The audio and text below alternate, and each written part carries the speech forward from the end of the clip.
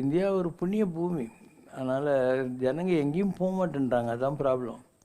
ரொம்ப அற்புதமான ஒரு பூமி. அதனால் எல்லா இடத்துலையும் சந்திரபாபு நாயுடு முதல்ல வந்தான் இல்லையா, அப்போ நல்லா பண்ணிட்டான்.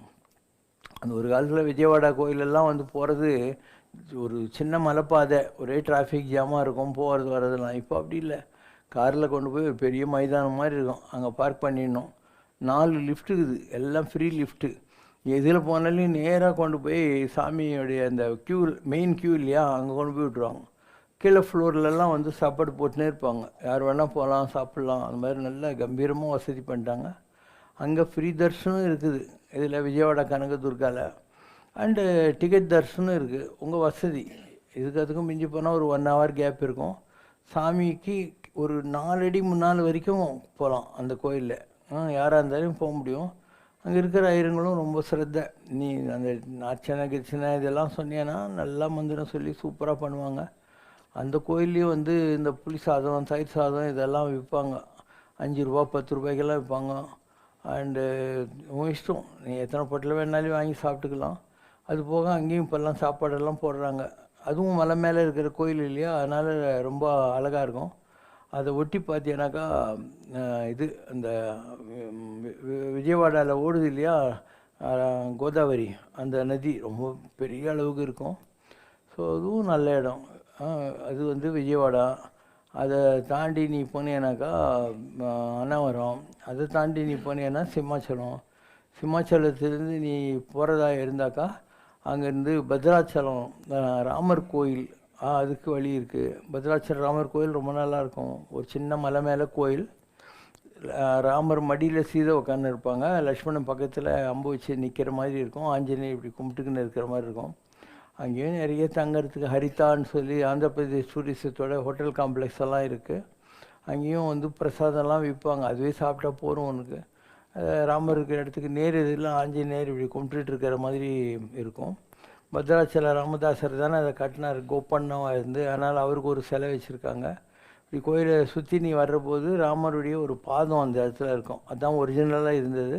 ஸோ அங்கேயும் போய் ஜனங்க சாமி கும்பிட்டுட்டு வரலாம். அங்கேயும் சாப்பாடெல்லாம் போடுறாங்க. ஸோ அதை முடிச்சிட்டினாக்கா அவனுக்கு மகாநந்தின்னு ஒரு இடம் இருக்குது.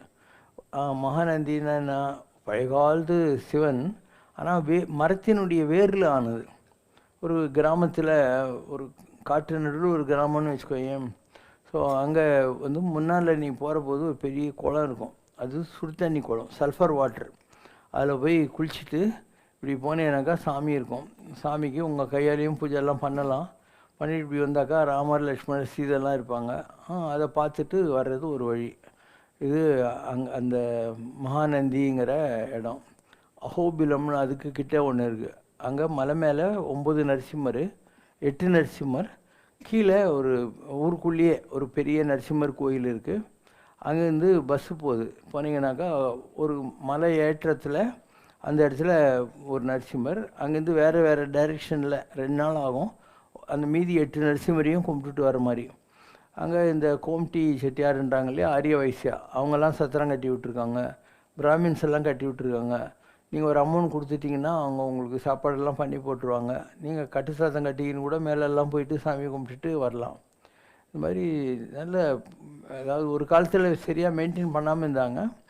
அதுக்கப்புறம் ஒரு பிரசாத்னு ஒரு எக்ஸிக்யூட்டிவ் ஆஃபீஸர் வந்தான்.